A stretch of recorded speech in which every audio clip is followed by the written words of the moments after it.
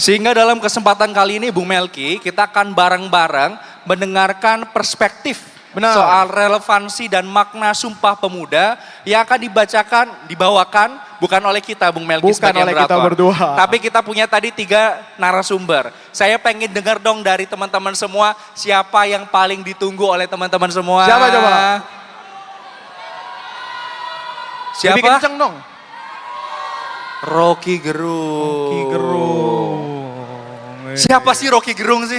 Coba Bung Melki. Siapa sih sebenarnya Bang Rocky Gerung ini? Iya. Jadi teman-teman kalau TV sering ngelihat perkembangan di sosial media, isu publik apapun, mungkin nama Bung Rocky udah nggak asing buat teman-teman semua. Beliau akademisi, beliau pegiat isu-isu publik, beliau pengajar dan aktif menyuarakan banyak hal tentang demokrasi. Dan kayaknya udah nggak perlu kita tunda lagi untuk memanggil Bung Rocky di sini. Karena apa Bung Melki? No Rocky, no party. Kita panggilkan Bung Rocky Gerung.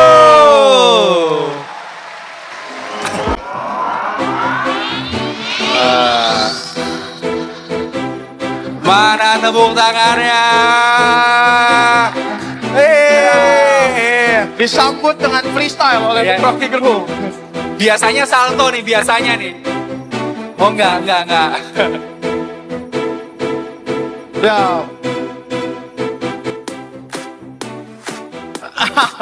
Selamat datang Bung Rocky. Warung sudah kita buka, silakan bisa duduk. Kemudian pembicara kita berikutnya, ini sering banget juga muncul di layar kaca, Bung Melki. Ini adalah, silakan bisa duduk terlebih dahulu. Lagi nyari apa? Lagi nyariin apa nih Bung Rocky? 19 juta lapangan padel. Oh, Lagi nyari si bocil, nggak ada sini dia. Tepuk tangan buat Bung Rocky Gerung. Bahaya nih. Bahaya kalau dibiarin sendirian, bahaya. Kalau kata Genji ini udah pinggir jurang Bung Mujab. Udah pinggir jurang, bahaya. Jadi nggak boleh dibiarin sendirian Bung Mujab. Jangan sendirian, karena kita juga punya sparring partnernya nih. Sparring partnernya. Ini sekarang lagi populer sebagai pahlawannya ojol. Pahlawannya ojol. Terkenal juga sebagai aktivis 98. Jadi tanpa berlama-lama lagi Bung Mujab untuk menemani Bung Rocky Gerung di atas panggung, kita panggilkan bersama Bung Adian Napitupulu.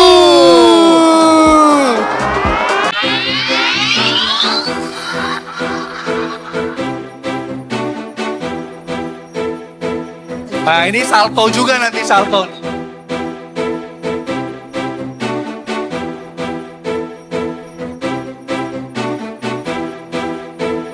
Kita tepuk tangan untuk Bung Adian Napitupulu. Luar biasa. Bung Adian ini mungkin satu dari sedikit pejabat pada saat demo Agustus kemarin yang berani langsung menemui massa aksi. Benar. Jadi luar biasa.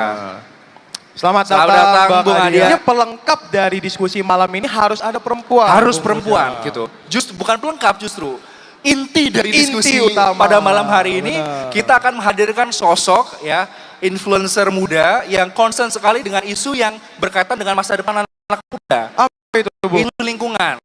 Pada 2020 menjabat sebagai Putri Indonesia Lingkungan 2020. Jadi tanpa berlama-lama juga Bung Mujab agar segera memulai kita Putrayu Saraswati.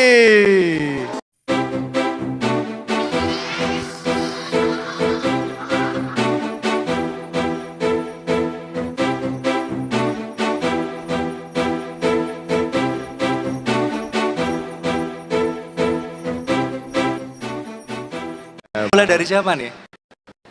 Silakan dari Bung Rocky, silakan. Kita reakan lagi, satu nusa, satu bangsa, satu bahasa. Yang perlu kita rawat adalah kemajemukan. Di dalam kemajemukan itu ada hal yang jadi patokan hidup kita, yaitu nusa, bangsa, dan bahasa. Silakan yuk.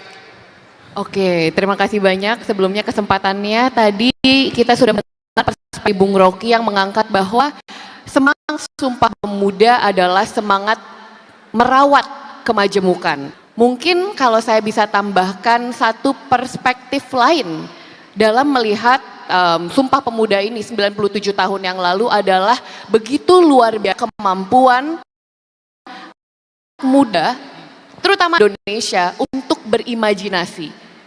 Bayangkan, tahun itu Indonesia belum merdeka. Indonesia bahkan it has not taken shape yet. Kita semua terpecah belah daerah, suku, hidup dengan jalan masing-masing.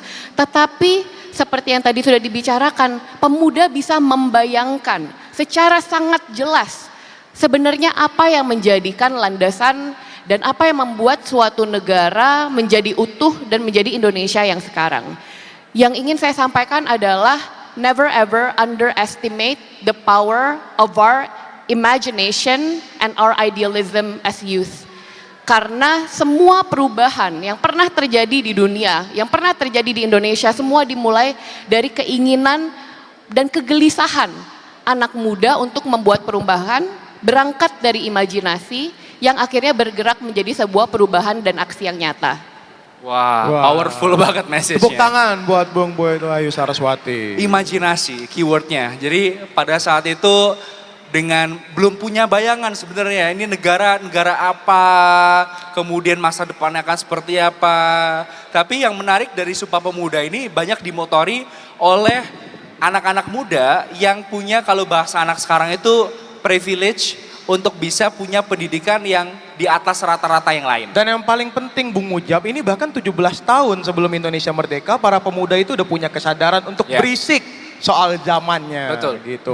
betul. Jadi walaupun mereka kebanyakan itu dapat politik etis ya dari Belanda, disekolahkan, tapi mereka punya imajinasi nih, mungkin ngelihat di Belanda gitu ya, oh negara merdeka tuh kayak gini nih. Jadi makanya pengen dibawa ke tanah airnya, alih-alih nyaman dengan privilege yang dipunya, mereka justru memilih jalur perjuangan politik untuk memerdekakan Indonesia suatu saat nanti yang mungkin belum kebayang ya. Pada saat itu apakah 1930, 1940, atau mungkin gak pernah ada. Tapi imajinasi itu tetap dirawat. Poin menarik sekali. Tepuk tangan untuk Putu Ayu Saraswati. Selanjutnya mungkin kita dengar juga dari Bung Adian. Kenapa menyenangkan berbicara dengan anak muda? Karena kalau orang bilang, kalau ngobrol sama anak muda itu ngobrol tentang rencana. Ngobrol tentang arah. Kita mau kemana, mau ngapain, bagaimana, segala macam. Tapi kalau ngobrol dengan orang tua, kita cerita sejarah. Pengalaman. Kemarin nih begini. Masa lalu. Kemarin cerita begini. abang dulu dulu. zaman gua. Abang dulu gitu, tuh. ya. Gitu ya. Abang dulu. Menurut gua, hendaknya lah Sumpah Pemuda itu tidak berhenti di satu nusa, satu bangsa, dan satu bahasa. Ketika satu nusa, satu bangsa, satu bahasa itu sudah terjadi, apa berikutnya? Yuk kita buat rencananya. Terima kasih. Masih. Jadi poin utama dari Bung Adian adalah Sumpah Pemuda 1928 itu bahkan tidak direncanakan untuk berhenti di 1928. Ada rencana-rencana ke depan. Jadi kalau hari ini kita bicara soal Sumpah Pemuda, yang paling penting adalah what's next after Sumpah Pemuda hari ini. Jadi tepuk tangan dulu buat Bung Adian Apitupulu. Yang jadi poin menarik dari Sumpah Pemuda. Sejak Sumpah Pemuda 1928 sampai hari ini, entah kenapa semua perubahan besar Republik itu selalu ada anak mudanya. Entah diinisiasi anak muda atau dimotori anak-anak muda. Dan banyak orang bilang ini semua pun bisa terjadi karena keberisikan anak-anak muda gitu. Gimana Bung? Anak muda ini perlu bisa atau bagaimana?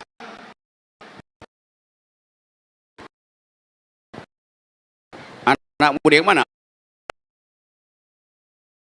Anak muda di sini apa? Yang jelas di sini banyak anak muda. Kayaknya udah gak di lagi deh. Kebon Sirih sekarang kantornya. Tugas anak muda hari ini adalah bertanding dengan artificial intelligence. Artinya otak mesti bagus. Yang di sini pasti itu. Anak muda yang ada di Solo, kerjaan dia adalah membagi-bagi skincare. Coba tanya pada artificial intelligence, apakah anak muda Solo itu memerlukan skincare?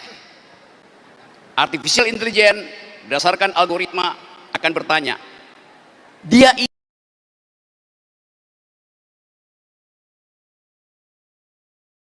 laki-laki, maka AI akan bilang, Oh, kalau laki-laki tidak diperlukan skincare. Lalu Anda tanya lagi, kalau begitu sebagai laki-laki dia butuh apa? AI akan jawab, dia butuh brain care. Brain care, iya. Untuk ngobati otak, bukan untuk bikin mulus kulit. Itu jawaban singkatnya. Lagi-lagi Bung Mujab. Kita selalu speechless sama agresivitasnya Ngeri-ngeri Bung sedap, Rocky bro. Gerung. Iya. Betul. Tapi menurut saya poin kalau elaborasi lebih lanjutnya adalah dengan tantangan artificial intelligence yang sekarang ini banyak digunakan. Saya rasa teman-teman semua ini juga semua pakai ChatGPT kan ya kalau tanya apapun ya sekarang ini. Itu yang membedakan sebenarnya dari kita dengan artificial intelligence adalah moralitas. Benar, Gitu. Bung Mujab. Jadi apa yang membuat kita bisa bersaing gitu ya dengan kecerdasan buatan adalah bagaimana kita tetap menjaga moral value kita, nilai-nilai moral kita. Tambahan. Ya betul. Perlu dipancing soalnya. Kita lagi mencari pemimpin sekualitas anak-anak muda yang memproklamasikan Sumpah Pemuda. Ya. Ada nggak sekarang? Apa persyaratan supaya kita bisa menghasilkan seorang leader, bukan seorang dealer di masa depan? Satu tadi betul. Calon pemimpin kita, pertama kali dia mesti lulus ujian ethicability atau moralitas. Apakah dia pernah berbohong pada emak-emak?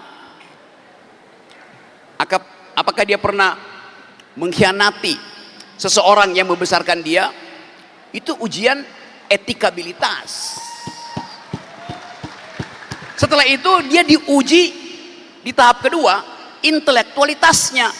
Karena untuk menjadi pemimpin 2029 dia mesti bergaul dengan sistem pikiran dunia. Dia akan ditanya, do you speak environmental ethics? Do you speak global security? Do you speak human solidarity? Itu pertanyaan dasar yang tidak mungkin sekedar dijawab dengan, ya kalau nggak tahu, ngapain tanya saya? Tidak mungkin sekedar dijawab dengan mainan Tamiya. Jadi filter kedua ini paling penting. Calon pemimpin kita harus mampu bergaul dengan global ideas. Dasarnya itu. Kalau dia lulus etikabilitas, dia lulus intelektualitas, baru dia boleh mengujikan dirinya di bidang elektabilitas. Kalau sekarang dibalik, elektabilitasnya dulu. Lu elektabilitas dibeli di lembaga survei kan? Anda mau elektabilitas berapa? Jadi kita pastikan teman-teman di Jogja mulai bikin filter. Calon pemimpin lulus etikability dan intellectuality, baru boleh dia tunjukkan elektabilitasnya. Yaitu prinsipnya. Nah, saya percaya bahwa filter itu mulai jalan sekarang. Dan diam-diam kita tahu bahwa banyak yang berupaya untuk naik dengan mengolah cloud, mengolah public opinion hanya dengan menyewa buzzer. Buzzer itu bukan konstituen.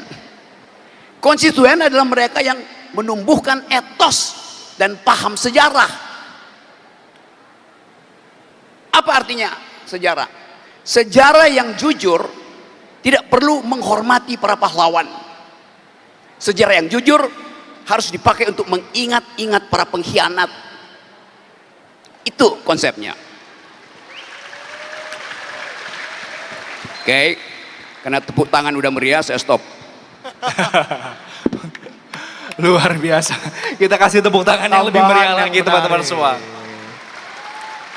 Kita mau dengar dari Jang Putu Ayu Saraswati. Tadi kita bertanya ke Bung Rocky juga soal keberisikan anak-anak muda. Kira-kira menurut Jang Putu Ayu Saraswati, gimana sih menanggapi keberisikan anak muda ini? Ini potensi Iya, terima kasih pertanyaannya. Kalau kita bicara keberisikan anak muda, I don't think there's any way that we can stop it. Not in this day and age where everyone is able to make opinion. Semua orang punya tempat, waktu untuk berpendapat, menimpali pendapat, berdiskusi baik secara langsung maupun secara online. Dan I personally don't believe that we should stop that. Tapi bagaimana cara kita menggunakan keberisikan anak muda itu sehingga bukan hanya sesuatu yang sifatnya menurut saya sering performatif.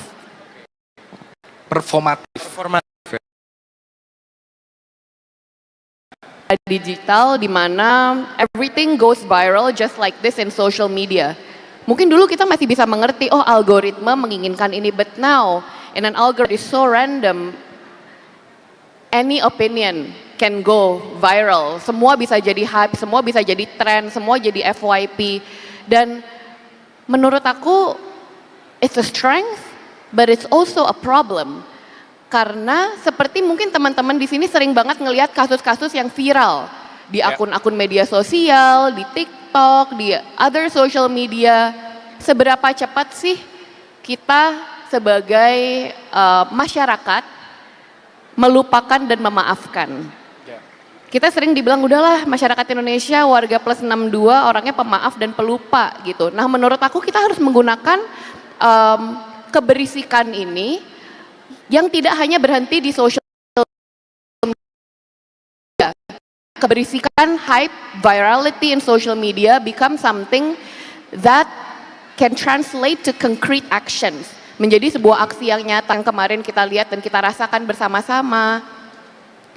That is the power of keberisikan, dan menurut aku itu yang harus kita rawat bersama-sama. Membiasakan keberisikan untuk tidak hanya menjadi noise, tapi menjadi sebuah voice yang memiliki makna, dan makna itu akan turun menjadi sebuah gerakan yang nyata. Luar biasa, tepuk tangan untuk Putu Ayu Saraswati. Saya sepakat, 100% sepakat.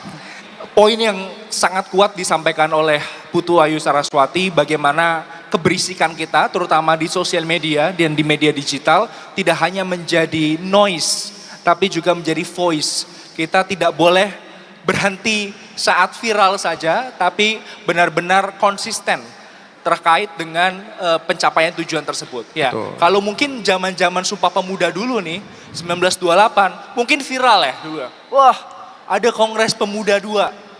Tapi kalau hanya berhenti sampai pada viralitas saja atau noise saja, mungkin Indonesia juga nggak akan merdeka. Betul, dan tadi ada poin menarik juga dari Jeng Putu Ayu Saraswati bahwa sebenarnya keberisikan anak muda itu uncontrollable gitu. Yes. Jadi daripada kita trying our effort untuk kemudian stop, lebih baik kita memberdayakan itu jadi sesuatu yang betul-betul memberikan dampak sosial yang lebih luas. Gitu. Nah, sekarang saya pengen dengar perspektif dari orang yang akunnya di mana-mana, tapi bukan akun official. Karena beliau sih mengakunya tidak punya sosial media satupun. Bung Adian, kenapa anak muda ini harus tetap berisik? Anak muda harus tetap, kita beda posisi sama Rocky Gerung ya. Kita DPR, partai politik, dia lebih luas ngomongnya. Nggak ada beban. Iya. Kalau Emang kita ada beban bebannya apa, Bung banyak, Adian, tapi ya? begini. Untuk menyiasati beban itu, cerita pengalamannya. Boleh. Mengalihkan pembicaraan. Ya, bukan ngalihkan pembicaraan tentang berisik zaman gua. Iya. Oke, Bung. Umur apa sih yang paling menyenangkan? Usia berapa sih yang paling anak muda? Usia anak muda itu sepertinya ada kesepakatan bersama, kita bisa memaklumi kalau dia salah. Jadi kalau misalnya kemudian anak muda salah, terus kita marahin, pasti ada yang ngomong tuh, udah masih muda, kira-kira begitu. Jadi itu usia yang sangat nyaman. Nah menurut gua, manfaatkan usia ini. Kenapa? Ini usia dimana kita, zaman gua dulu ya, mau nyoba semuanya. Kita menjadi anak muda pemarah, kita menjadi anak muda yang tidak sabaran, kita anak muda yang menjadi pembangkang setiap hari, membangkang tentang apa saja. Apalagi kalau mahasiswa-mahasiswa di sini. Apa problem terbesar gua ketika gua kuliah dulu? Gua kuliah di Fakultas Hukum. Setiap hari kita diajarkan tentang keadilan, tentang nilai-nilai baik, salah, benar dan sebagainya. Ketika buku kita tutup, kita keluar dari gedung kuliah, kita nggak nemukan itu di mana-mana. Betul? Kita nggak temukan itu. Dan itu membuat kita marah. Kita nyari, kita mencari jawaban. Oke, dulu sudah ada Sumpah Pemuda, satu nusa, satu bangsa, satu bahasa. Lalu Indonesianya sudah jadi. Kenapa begini? Nah, zaman gue dulu kita nyari jawaban itu. Ada yang bilang yang salah si A, yang salah si B, yang salah si C. Kita coba si A, si C, segala macam, sampai kemudian kita sampai pada kesimpulan, oh nggak bisa. Rezimnya harus ditumbangkan. Lalu kemudian orang tanya, kalau salah bagaimana? Kalau benar bagaimana? Proses sudah mengajarkan kita tentang bagaimana rezim lama itu sangat manipulatif. Nah, apa yang dilakukan? Mencoba semuanya. Orang bilang, dulu kita dari Forum Kota ya, Forkot itu dulu salah satu organisasi mahasiswa yang dibilang garis paling keras lah. Tidak ada aksi tanpa bentrokan, tidak ada aksi tanpa bakar-bakaran, kira-kira seperti itu. Nah, tapi ketika kemudian itu dilakukan, lalu negara kasih pilihan apa? Kita sudah diam belasan tahun, kita sudah diam puluhan tahun, apa? Dan negara juga tidak peduli terhadap bagaimana nasib kita. Boleh nggak sekarang anak-anak ini nanya, setelah mereka lulus mau kemana? Setelah mereka lulus mau jadi apa? Setelah mereka lulus mau digaji berapa? Pertanyaan itu kan ada di generasi kita juga. Tapi negara tidak mampu menjawab itu. Negara dari tahun ke tahun sibuk dan aktivitasnya. Lalu ketika mereka bertanya, kalau kami lulus mau bagaimana? Kalau kami lulus mau kerja apa? Kalau kami lulus mau digaji berapa? Negara nggak bisa jawab itu. Negara yang dulu satu nusa, satu bangsa, satu bahasa, setelah 90 tahun tidak mampu menjawab pertanyaan sederhana anak-anak mudanya. Kalau lulus, kami jadi apa? Negara cuma menjadi pemungut pajak yang baik, tapi tidak mampu mengembalikan pajak itu untuk menjadi jaminan masa depan bagi anak mudanya.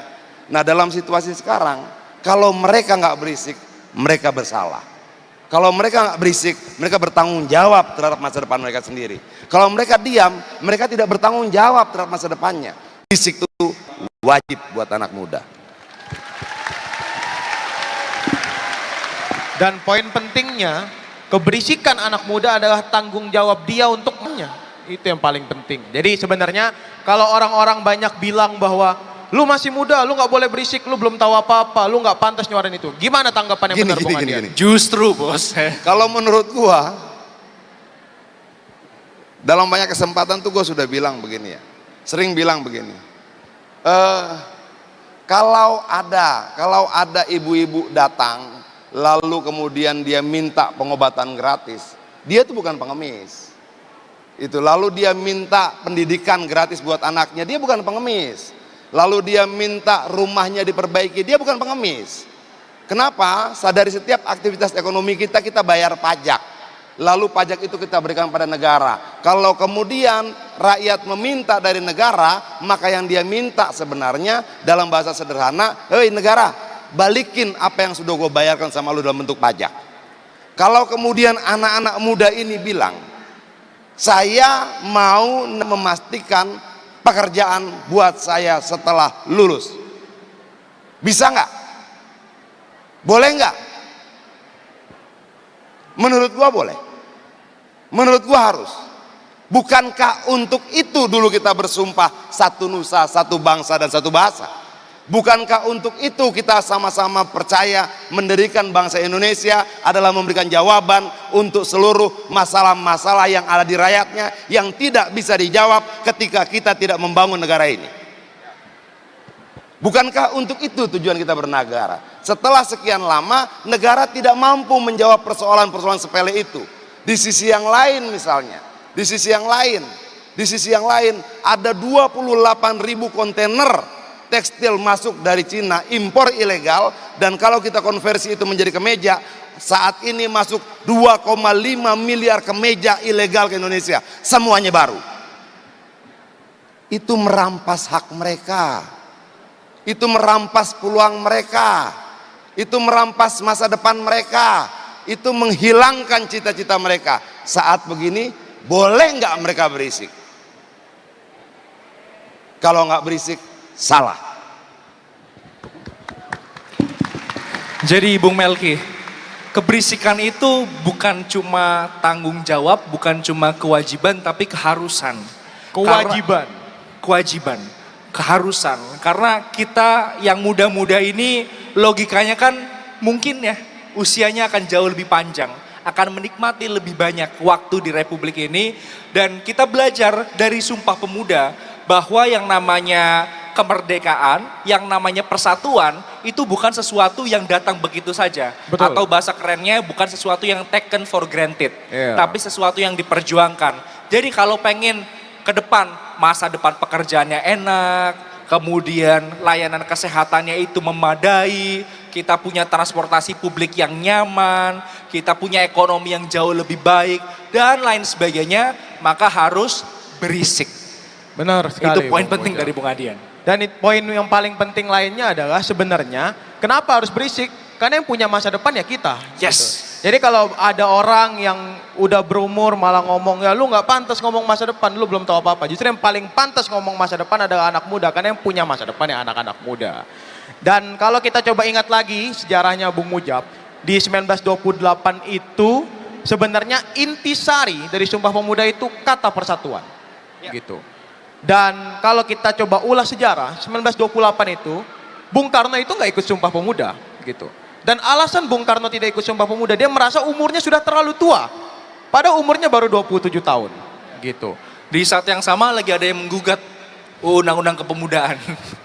Jadi katanya sebenarnya 30 tahun itu terlalu tua ya. Bahkan terlalu muda. Bahkan Bung Karno tidak ikut Sumpah Pemuda 1928 karena dia merasa umurnya 27 tahun itu sudah terlalu tua. Tapi kader-kader PNI yang dibentuk setahun sampai 2 tahun sebelum 1928, beberapa ikut Sumpah Pemuda. Dan intisari dari pemikirannya ya kurang lebih soal persatuan. Yeah.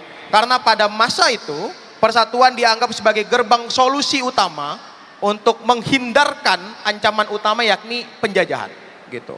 Nah, kalau kita coba ulas untuk hari ini Bung Mujab, sebenarnya persatuan ini masih menjadi kata sakral yang harus kita laksanakan terus-menerus nggak sih?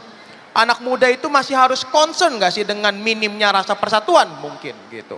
Kita mau dengar perspektif dari Bung dan sebelum itu ya, saya pernah baca riset dari McKinsey yang bilang bahwa salah satu karakter dari generasi Z, yaitu generasi teman-teman semua, itu tidak mau terkotakkan dalam satu identitas yang sama. Oke. Jadi bagaimana kita bisa mengkontekstualisasikan nilai persatuan itu dalam konteks generasi sekarang. Benar. Mungkin kita pengen dapat pandangan dari generasi yang lebih senior, Bung Rocky. Gimana kita bisa mengkontekstualisasikan bahasa persatuan itu dalam konteks generasi Z yang dia kemarin aja kan yang 17/8 itu banyak yang merasa, oh saya tidak terwakili A, B, C dan lain sebagainya. Iya. Silakan Bung Rocky. Ide itu tidak perlu disatukan. Karena itu nggak ada ide, yang ada ideas. Ide selalu dalam kondisi plural. Supaya dia bisa dipercakapkan, supaya dia bisa diperdebatkan. Kan itu dasarnya kenapa kita pakai sila persatuan. Kenapa harus bersatu? Karena berbeda. Jadi karena ada perbedaan diperlukan persatuan. Jangan dibalik, demi persatuan tidak boleh ada perbedaan. Konyol itu. Ya kita mulai lihat sekarang hari-hari ini. Negara mulai mengancam kita dengan ide persatuan karena kegelisahan ekonomi, karena ketakutan pada oposisi itu. Kan itu dasarnya tuh. Jadi kita bayangkan aja ketika umur 25 Bung Karno datang di depan sidang Indonesia Menggugat, mengucapkan pikiran dia sendiri tentang apa itu imperialisme, apa itu kapitalisme. Jadi tren itu dituntut oleh logika, logos, dan logika Bung Karno itu sangat tajam. Kita nggak perlu cari artificial intelligence untuk ikut pola berpikir Bung Karno.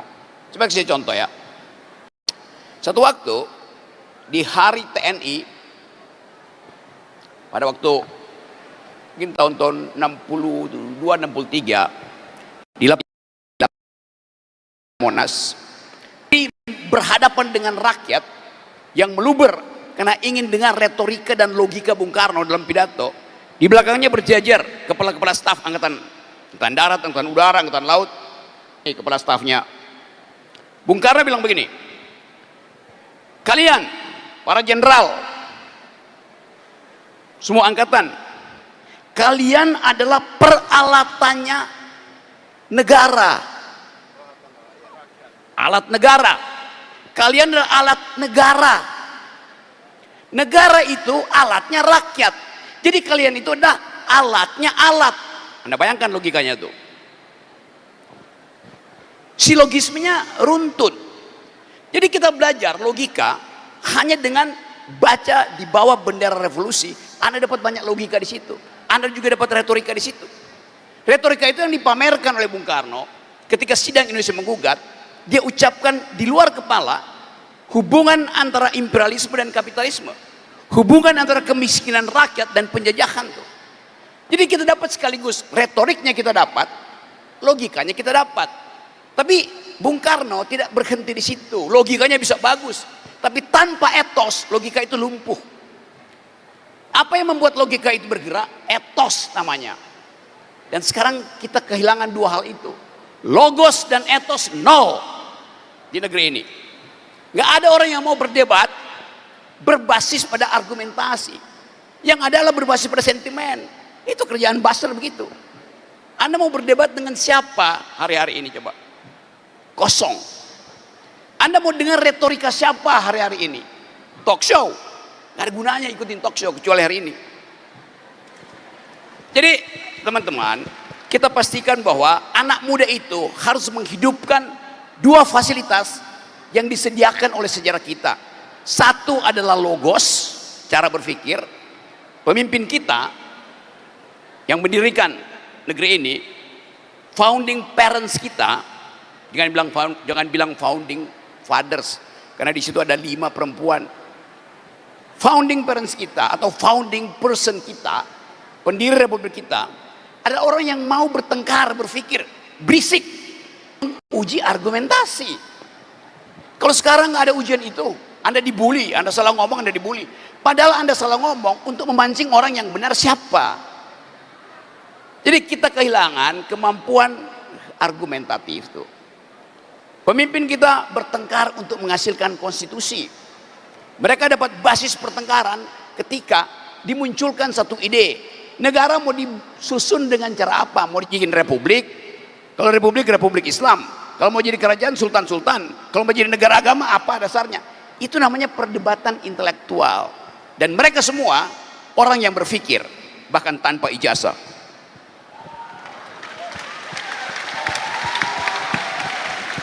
Iya.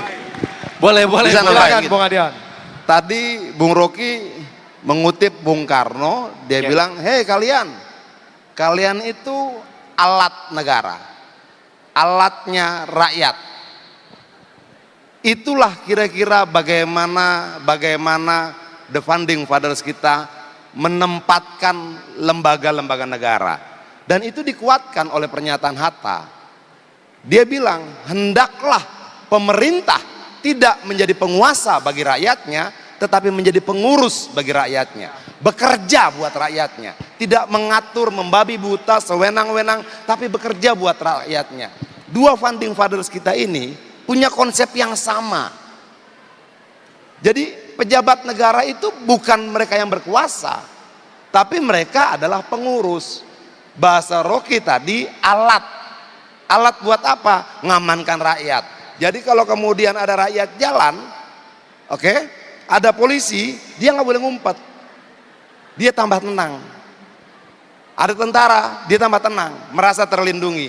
Kalau yang terjadi sebaliknya, berarti ada yang salah dengan alat ini.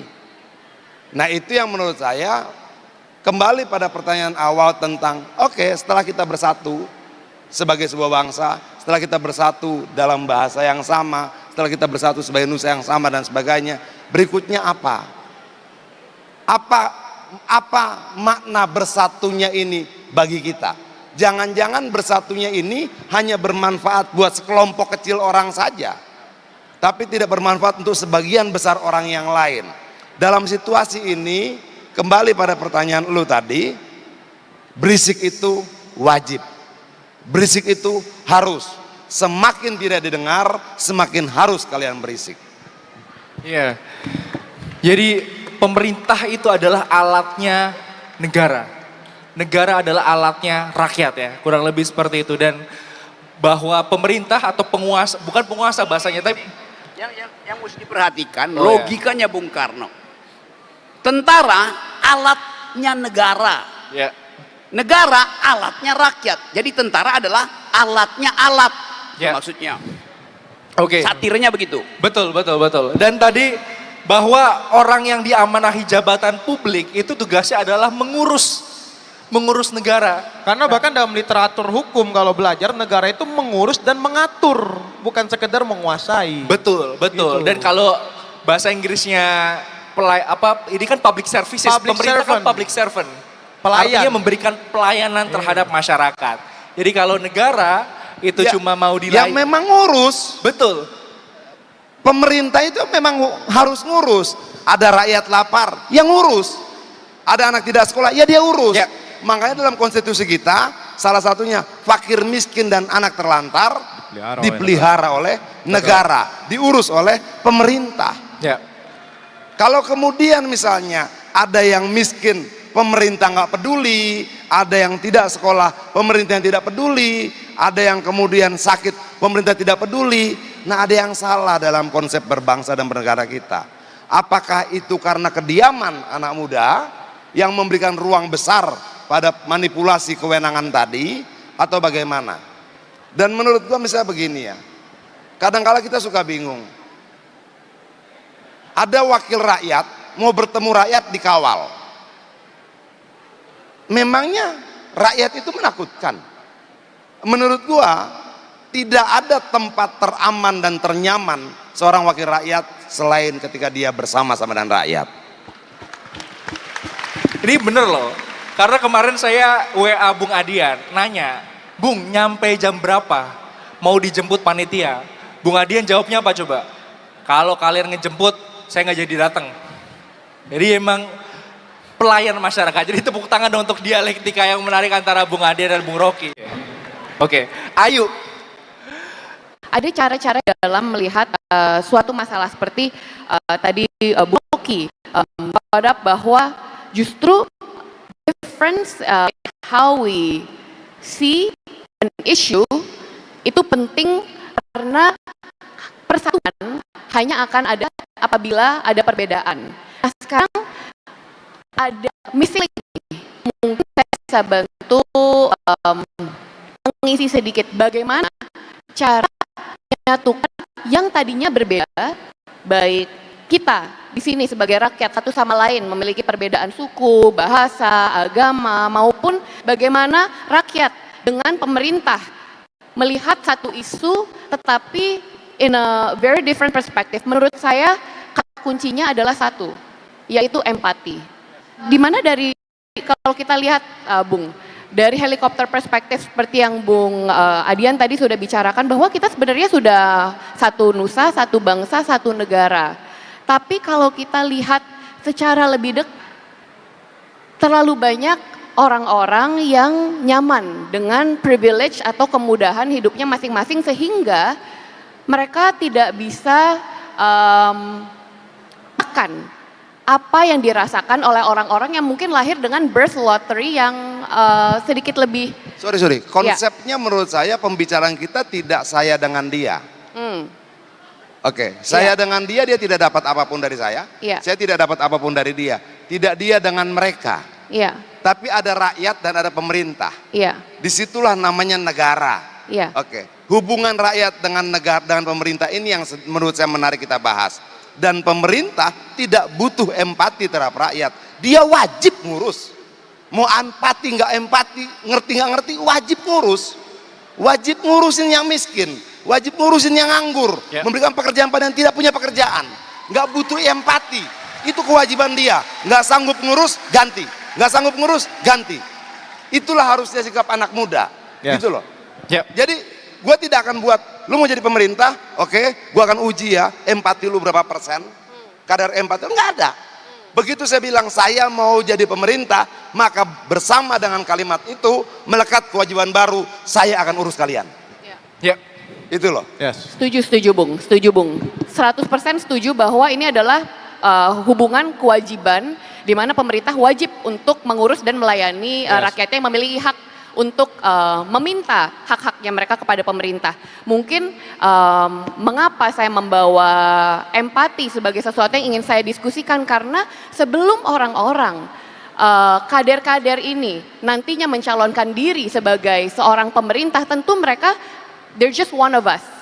Sebelum mereka memiliki tanggung jawab maupun kewajiban, tentu harus ada value-value dasar yang alangkah baiknya dipelihara sejak kecil. Ethics-ability. Nah, jadi tentu setelah mereka mencalonkan, ethics aside or morality aside, empathy aside, black and white memang kewajiban dan hak.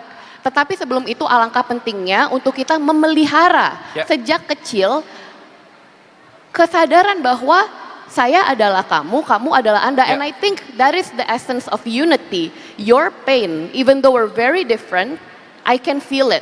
And I want to do something about it. And I think that core, kalau dipelihara, akan menjadikan kader-kader pemerintah yang lebih baik lagi apabila mereka diberikan kewajiban dan tanggung jawab kepada rakyat. Oke, terima kasih. Tepuk tangan untuk 3 pembicara kita. Kita punya 4 menit terakhir, Bung Melki. Sebenarnya tapi masih ada banyak pertanyaan, tapi karena sisa 4 menit, 4 kayaknya menit mesti terakhir. kasih pertanyaan yang ini di akhir. Saya sebenarnya pengen nanya, ini Bung Adian perlu saya exclude karena bagian dari sistem sekarang ini. Bagaimanapun Bung Adian adalah anggota DPR, bagian dari partai politik. Saya pengen dengar harapan dari Bung Rocky dan Jeng Ayu. Sekarang ini kan PD Perjuangan adalah bagian dari saluran politik yang eligible untuk demokrasi. Kemudian sekarang kami berusaha untuk bebenah, tidak hanya menjadi partai politik yang setiap 5 tahun berusaha untuk mendapatkan kursi, tapi kita berusaha untuk yang tadi Bung Adian bilang, ngurus negara. Dan kita berupaya, gimana Bung Adian? DPR mengawasi apakah lu ngurus negara, lu ngurus rakyat apa enggak? Ya. Kalau enggak ngurus, marah. Betul. Gitu loh. Nah kalau DPR-nya enggak marah, mereka yang marah. Yes. Tepat sekali. Nah ini saya mau tanya ke Bung Rocky dan Jeng Ayu. Apa harapan dari masing-masing untuk, terutama untuk PD Perjuangan dan orang-orang atau pihak-pihak yang menjadi saluran resmi bagi masyarakat dalam berdemokrasi, supaya kondisi demokrasi kita bisa jauh lebih baik lagi. Dan yang paling penting Bung Mujab, sebenarnya karena hari ini PDI Perjuangan sedang berusaha agar menjadikan anak muda ini tidak sekedar tokenism, tidak sekedar simbol gitu. Kita ingin bagaimana anak muda punya ruang partisipasi bermakna yang aktif di dalam saluran-saluran politik. Tidak selesai pada gaya, karena biasanya kalau jelang pemilu gayanya anak muda. Iya, jangan sampai cuma 5 tahun sekali yang nyalon-nyalon pakai jaket jeans, pakai celana ini, sneakers gitu. Bung Rocky. Ya, saya pelajari historical event yang dialami dan dilalui oleh PDIP Perjuangan. Sebagai saluran politik, dari awal partai ini dibasiskan pada kehendak sejarah. Tapi karena saluran ini dianggap sebagai sarana untuk menghasilkan demokrasi yang radikal, maka dia mulai dihambat. Saluran itu disumbat oleh Orde Baru. Dan saya kira kalau saya muter ke daerah, mulai terasa bahwa saluran ini juga sedang disumbat oleh satu kekuasaan yang ketakutan. Coba saya cari kalimat supaya nggak kena delik ya. Soalnya live ini nggak bisa disensor nih. Yes, live. Itu ada tulisan di situ. Yang mana? Merah berani, muda beraksi. Berani itu lambang dari banteng. Merah berani.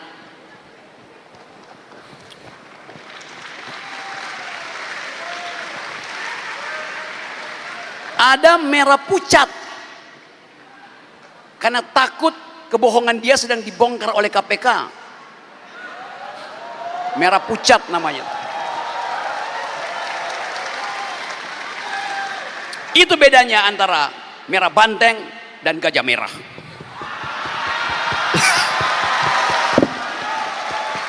Aduh, ayo silakan yuk. Gimana harapannya nih?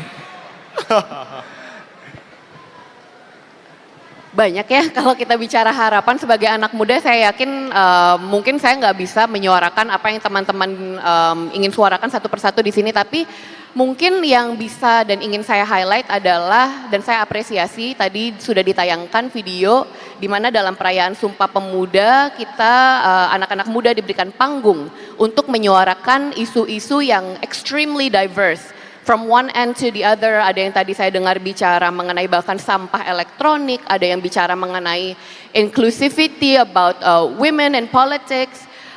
Menurut saya teruslah berikan panggung dan channel yang tidak disumbat untuk anak-anak muda menyuarakan concern yang memang dekat dengan hati mereka.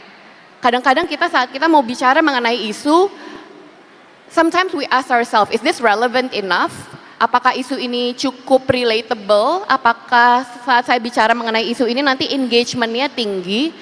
But I think we need to twist that mindset, di mana kita harus mengempower dan memberikan kesempatan dan platform bagi pemuda untuk bersuara mengenai hal yang walaupun kesannya kecil, tetapi ternyata merupakan sebuah pain point atau penderitaan yang dirasakan oleh masyarakat. And that's where empathy plays a part. Even though our pain is different, untuk tujuan kita sebagai negara yang setara, yang masyarakatnya sejahtera dan dipelihara oleh pemerintah, we have to give each voice and each pain a platform to ask for help. Dan mungkin melalui PDI bisa memberikan bantuan langsung kepada masyarakat yang membutuhkannya. Oke, luar biasa nih. Bu Esti sepertinya mencatat dengan seksama nih ya, bagaimana nanti PDI Perjuangan akan terus-menerus memberikan ruang untuk bagi anak anak-anak muda muda bisa menyuarakan aspirasinya. Teman-teman semua, kita kasih tepuk tangan paling meriah untuk 3 narasumber kita. Ini mungkin salah setting, Bos. Kenapa, Bung? Ini jadi kayak diskusi warung kopi, makanya perdebatannya itu begitu panas. Dan justru itu yang diperlukan Betul. hari ini. Gitu. Ya. Tapi Ya. kayaknya nggak lengkap Bung Mujab kalau cuma talk show tapi nggak memberikan ruang buat teman-teman yang udah hadir sini untuk nanya Oke. ke 3 narasumber yang hadir Boleh, hari ini. Bung Melki yang tentukan. Oke. Kita akan kasih kesempatan untuk 3 penanya. Nah, Coba, karena Bung yang Melki. angkat tangan udah 15.800, nah jadi kita harus adil Lighting boleh teman-teman. ke peserta, silakan. Harus adil. Kita sama-sama turunin tangan dulu teman-teman. Tangan. Oke. Dalam hitungan ketiga kita juga sambil melihat yang di atas teman-teman. Kita akan pilih. Angkat tangannya ya teman-teman. 1, 2. Baru dua. Udah semangat banget. 1, 2, 3. Kayaknya yang di atas Bung Mujab. 1. Ya, di atas nih. Yang sebelah sana. Kemudian Kita udah Ini? gini-gini kayak nyari lapangan kerja Bung Mujab. Ini gimana? ini heboh sekali nih. Oh, oke, ini yang perempuan silakan. Biar Oke. udah sini, yang di sini belum, Bung Mujab. Atas dong. Silakan. Ya. Oke, tolong runner Nanti diberikan kalau ada mic. waktu lagi ya. Oke, silakan dikasih. Yang mana terlebih dahulu? Yang di ngomong? sudut kiri atas. Atas? Ya. Oke, silakan. Sudah ada mic-nya? Langsung saja perkenalkan siapa namanya, kemudian dari institusi atau masih kuliah atau apapun itu, dan pertanyaannya apa secara singkat. Oke. Silakan. Ya, langsung saja perkenalkan, nama saya Pungki Anggayuda. Biasa dipanggil Pungki. Pungki. Saya dari Gunung Kidul. Wah, warganya nih, Warga Bu Gunung Endang. Kidul mana nih? Nah, ya. Silakan Bung Pungki. Nah, Bung, kemarin kan saya scroll. Nah, kebetulan ada statement yang lewat Bunyinya itu tentang anak muda zaman sekarang yang dianggap kurang berpengalaman dan tidak berilmu, sehingga tidak layak untuk bicara banyak terkait dengan isu-isu publik. Nah, yang ingin saya tanyakan kepada Bung Adian Napitupulu dan Jeng Putu Ayu Saraswati serta Bung Rocky Gerung adalah bagaimana tanggapan narasumber terkait statement tersebut, serta berikan arahan kepada kami para Gen Z ini agar lebih bos. melek dan Arahan. peka terkait dengan isu-isu di ruang publik tersebut. Terima kasih. Oke, terima kasih. Oke, Bung Pungki. terima kasih. Ini kita tampung dulu Kita aja. tampung terlebih Bung dahulu. Pungki. Oke, silakan langsung Tadi penanya tadi kedua. ya. Oh, sudah ada mic ya, silakan. Perkenalan diri terus pertanyaannya. Selamat malam semuanya, perkenalkan nama saya Ananda Yesa Eka Prasasti, mahasiswa dari Universitas PGRI Yogyakarta. Oh, PGRI Yogyakarta. PGRI Yogyakarta. Mana suaranya? Saya ingin bertanya khususnya ke Bung Adiana Pitupulu. Sebagai anak muda, kami pasti ingin memiliki karir yang bagus. Dari talk show yang disampaikan tadi, saya terinspirasi untuk menjadi anggota DPR RI. Tepuk tangan, teman-teman. Oh. Oke. Kira-kira bagaimana cara agar generasi muda atau Gen Z seperti kami bisa masuk menjadi anggota DPR RI jika saat ini masih kental dengan money politik? Terima kasih. Tepuk Berat, tangan. berat. Bahkan ini pun pertanyaan kita, Bung Iya. Ucap, gitu. Terima kasih sudah mewakili Sudah kita mewakilkan ya. kami. Oke. Kemudian tadi di atas, yes. Oke. Oke, selamat malam semuanya. Perkenalkan nama saya Benediktus Ivan Azarias dari STIE KPN Yogyakarta. Saya ingin menanyakan, jadi gini, dalam acara ini kan kita mengangkat Sumpah Pemuda ya. Tetapi Pak, kalau melihat realitas hari ini di tengah polarisasi politik, krisis moral dan banjir informasi, menurut para narasumber, apa hal yang paling penting yang harus menjadi concern anak-anak muda Indonesia sekarang agar semangat Sumpah Pemuda tidak berhenti sebagai slogan saja, tetapi benar-benar hidup dalam tindakan? Bagus sekali. Bagus Terima kasih. sekali. Bagus sekali. Terima kasih. Ini keren-keren ya pertanyaannya Keren, ya. keren. Tepuk tangan dong Tepuk untuk tangan buat teman-teman di semua. Yogyakarta.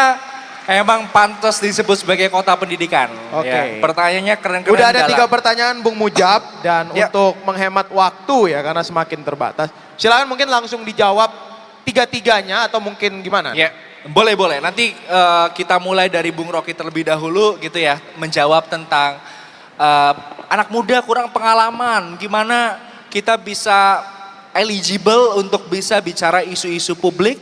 Kemudian tadi saya menarik sekali pertanyaan tentang bagaimana Sumpah Pemuda ini bisa menjawab polarisasi, kemudian dan permasalahan-permasalahan horizontal yang Dan terjadi biar sekarang. Sumpah Pemuda nggak sekedar jadi slogan katanya Yes. gitu.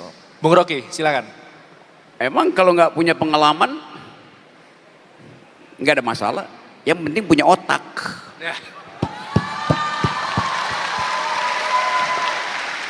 Ada anak muda yang punya pengalaman jadi wali kota.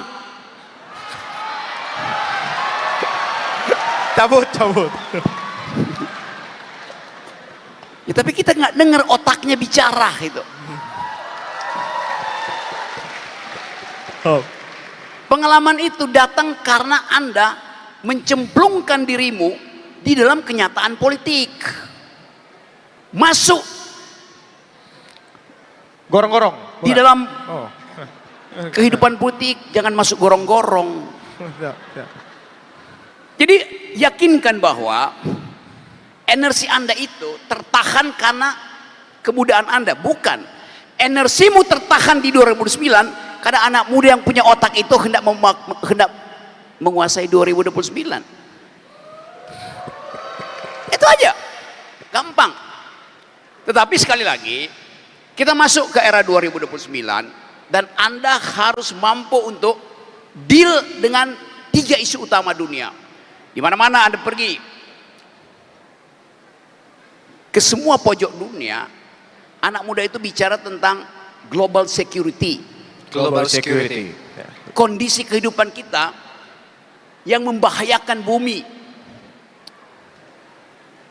Coba kita hitung, mampu nggak perdamaian yang diajukan sebagai salah satu tesis dari Undang-Undang Dasar, Indonesia harus ikut di dalam upaya perdamaian dunia. Perintah konstitusi begitu. Apa konsekuensinya? Ya kita nyumbang pada dana perdamaian. Kemana? Ya ke PBB. Kan PBB didesain untuk memelihara perdamaian dunia pasca Perang Dunia Kedua. Sekarang kita hitung dana PBB ada berapa sekarang untuk memelihara perdamaian dunia? Mungkin 8 miliar US dollar. Oke. Bisa enggak 8 miliar itu dipakai seandainya dana militer sedunia itu 0. Tetapi sebaliknya kalau kita pelajari statistik, dana perdamaian PBB itu cuma 8 miliar US dollar. Dana militer sedunia hari ini 1000 kali lipat dari dana perdamaian. Maka secara logis pasti terjadi perang. Si vis pacem problem. Siapa yang ingin damai siap untuk perang. Indonesia ada juga dalam dilema itu. Mau ngapain kita? Kita menginginkan ada perdamaian. Tapi anggaran militer kita naik terus. Kita naikin anggaran militer, Malaysia pasti ketakutan. Naikin anggaran militer, Malaysia takut, Thailand ikut. Jadi ada persaingan anggaran kekerasan di Asia Tenggara. Padahal Asia Tenggara adalah masa depan planet karena di situ ada energi, ada sumber daya manusia, ada potensi untuk menghidupkan kemanusiaan yang adil beradab. Nah, negeri ini harus diasuh oleh mereka yang paham tentang global security. Bung Karno paham nggak? Paham Bung Karno. Bung Karno bilang begini, hutan itu bukan sekedar pohon tempat berlindung, tempat oksigen. Hutan kita adalah paru-paru dunia sekaligus apotik dunia.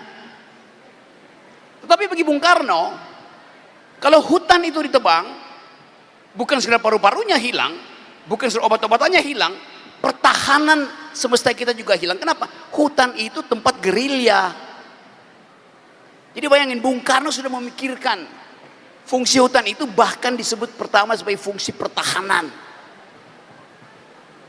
Itu dasarnya. Jadi kalau kita merawat hutan, itu kita merawat apotik dunia dan merawat perdamaian dunia. Logikanya di situ. Jadi Anda mesti paham global security, sekaligus tadi etika lingkungan, dan paham human solidarity itu. Kita berupaya untuk memaksimalkan Pancasila itu, kita ekspor sebagai nilai, tapi di dalamnya ada ketunggalan berpikir, yaitu umat manusia sekarang diasuh oleh satu prinsip, hanya satu bumi, only one earth. Earth ethics itu yang diperlukan. Jadi belajarlah tentang lingkungan supaya Anda punya peralatan untuk bertengkar dengan mereka yang sekedar mengandalkan elektabilitas tapi tanpa intelektualitas di 2009. Terima kasih. Silakan, Jeng Putayu. Jeng Putu Ayu. Mau menjawab pertanyaan yang mana atau dirangkum saja mungkin? Jeng Putu? Boleh coba dirangkum ya. Oke, silakan. Silakan. Tadi ada pertanyaan yang sering sekali juga kebetulan sepertinya saya masih pemuda, sering dapat feedback whenever I choose to speak up about certain issues. Loh, emang pengalamannya apa? Loh, emang umur segini tahu apa? But for me, sesimpel kita sebagai pemuda, kita itu sandwiched di antara sistem yang nggak selalu ideal dan terkadang bobrok, ada kekurangannya, that is done in the past, sandwich juga oleh konsekuensi masa depan yang harus kita jalani dari sistem yang bukan kita yang buat. If it's not a good enough reason, you have the right to speak up, I don't know what is. Precisely karena kita yang bahkan kita yang sekarang merasakan dan menderita konsekuensi dari takwa yang tidak ideal, kita berisik.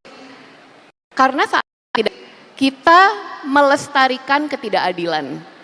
Jadi itu number one.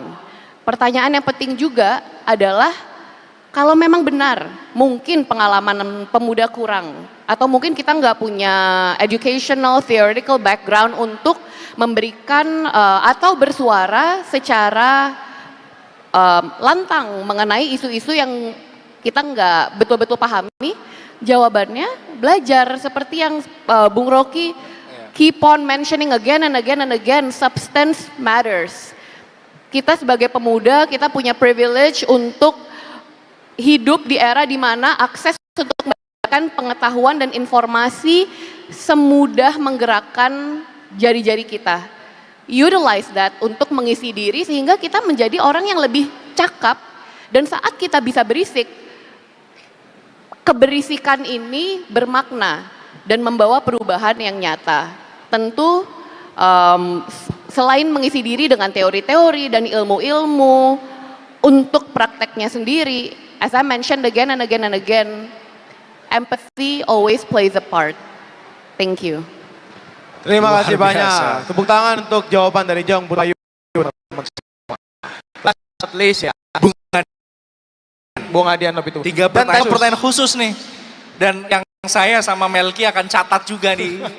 Gimana caranya untuk bisa jadi anggota DPR?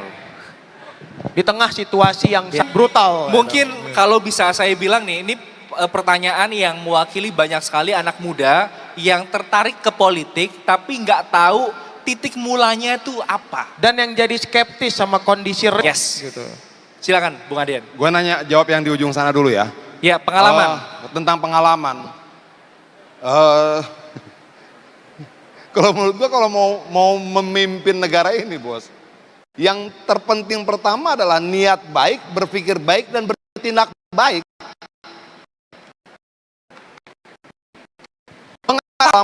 Pengalaman dan pemikiran yang baik dan siap bertindak baik dibandingkan yang berpengalaman tapi nyolong terus. Itu. Pengalaman kan belum tentu pengalaman baik ya. Betul. Nah, menyambut yang tadi siapa namanya tuh? Yang perempuan tadi tuh? Iya. Ya. Ini keren nih. Ini jadi bingung gua jelasinnya gimana.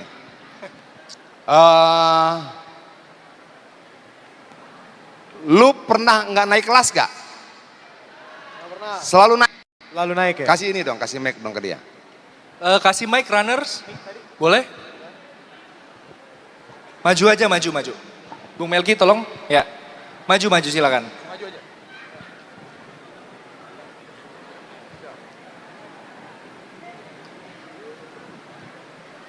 Ya, gua tanya ya. Pernah nggak naik kelas? Selalu naik kelas? Selalu naik kelas. Iya. Selalu naik kelas? Iya. Ya. Adian pernah tidak naik kelas? Pernah dikeluarkan dari SMA? Tidak pernah. Saya 4 kali dikeluarkan dari SMA. Oke. Sekarang semester berapa? Masih maba. Oh, masih maba. Iya. Oke. Saya tidak lulus kuliah 17 tahun. Pernah ditangkap polisi? Tidak pernah. Saya ditangkap polisi umur 16 tahun. Itu pertama kali. Ya, Pertama kali. ya. Silakan duduk. Terima Tepuk kasih. tangan dong untuk siapa tadi Tepuk namanya? tangan. Jadi kalau orang bilang Thank you. Adian sudah memenuhi seluruh syarat kegagalan. Pernah tidak naik kelas, 4 kali diberhentikan dari SMA, jadi SMA saya ada 5. Kuliah saya tidak lulus 17 tahun, 16 tahun sudah pernah masuk penjara. Seluruh syarat orang gagal sudah saya miliki. Problemnya kemudian adalah nggak ada satupun yang bisa menjadi hakim buat masa depan saya. Hakim buat masa depan teman-teman. Kalau gue nyalek, ketika gue nyalek, gue itu, ampun, berat-berat banget. Kalau salah satu, ada yang tambang batu bara, ada yang punya kebun ini, ada yang segala macam, banyak. Lalu pikir kelebihan gua apa? Kelebihan gua apa dengan mereka? Kalau mereka bekerja, mereka punya kebun, mereka punya tambang, mereka tidak punya waktu banyak untuk berkeliling di dapil. Sementara saya, waktu itu sempat jadi abang, banyak berhenti, saya punya waktu 1 kali 24 jam di dapil. Kalau mereka Senin, Selasa, Rabu, Kamis. Paling turun ke dapilnya Jumat, Sabtu, Minggu. Kalau saya, dari Senin sampai Senin punya waktu. Saya anggapan saya. Oke. Dan itu saya lakukan. Pertemuan saya 2014 itu sampai 420 kali pertemuan. Berapa biaya per pertemuan? 500.000 sampai 1 juta rupiah. Rakyat mau? Mau. Buat apa? Buat beli kopi, buat beli goreng pisang, buat beli segala macam. Yang penting kita datang jujur. Ibu, saya punya uang. Jujur saja. Saya nggak punya uang. Nah, banyak teman-teman sekarang ini mau nyalek, tapi kayaknya sudah membuat jarak dengan rakyat. Parfum sudah membuat jarak dengan rakyat. Cara bicaranya sudah membuat jarak dengan rakyat. Gaya jalan sudah membuat jarak dengan rakyat. Loh, kita mau nyari rakyat, kenapa buat berkali-kali? Oke? Nah, target saya setiap pertemuan itu paling tidak 100 orang. Pertemuan 420 kali. Bapak-bapak, ibu-ibu yang terhormat. Jadi kalau siapa tadi namanya? Kalau lu bisa buat 420 kali pertemuan dan rata-rata tiap pertemuan dihadiri 100 orang kumpul dan yakinkan bahwa lu lebih baik dari orang lain untuk dipilih, lu pasti menang. Kedua begini, ini penting bos. Dan kalau kapan-kapan datang ke Bogor, bisa tanya-tanya ke konstituen saya, pemilih gua. Kalau ada orang duduk begini, itu setelah pertemuan itu saya salamin satu-satu. Kalau yang laki-laki, gua peluk bos. Pak, jangan lupa saya Pak ya. Kita nggak bisa kasih uang. Yang harus kita sentuh apa? Hatinya. Setiap pertemuan saya selalu menyelami semuanya dan tidak segera meninggalkan tempat pertemuan itu. 1,5 jam menyalami dan ngomong satu persatu. Sanggup nggak nyalamin 42.000 orang? Karena saya pertemuan 420 kali, tiap pertemuan 100 orang bersalaman dan 42.000 orang selama berbulan-bulan. Sanggup? Nah, yang jadi penyakit adalah mau menang tapi tak mau berkorban.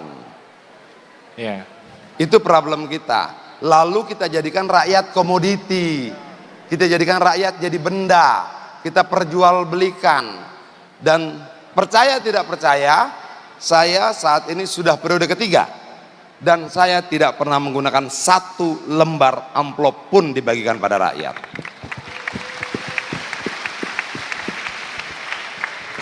Sampai hari ini. Yang harus kita lakukan apa? Gampang. Prinsipnya sederhana. Kalau lu berpihak pada rakyat, maka rakyat pasti berpihak sama lu. Terima kasih. Tepuk tangan untuk Bung Adian. Kata-kata yang sangat powerful. Kalau lu berpihak sama rakyat, rakyat pasti berpihak sama dan lu. Jadi sekali lagi kita kasih tepuk tangan yang meriah untuk para narasumber. Bung dan Adian. Bung Melki, apa kesimpulan dari Bernas ini? Kesimpulan yang paling utama dari diskusi hari ini adalah anak muda, apapun tingkahnya Bung Mujab, apapun suaranya, apapun keresahannya, kegelisahannya, dia adalah potensi bangsa ke depan gitu. Dia punya energi, dia punya imajinasi, dia punya keresahan, dan yang paling penting dia punya masa depan. Dan semua hal itu adalah hal yang paling penting untuk mewujudkan masa depan Indonesia ke depan. Gitu. Jadi terima kasih banyak, kita berikan salam hormat untuk para narasumber kita. Dan sekali lagi tepuk tangan untuk 3 narasumber hari ini. Bung Boleh Rocky, Bung kita berdiri Adian, ke depan.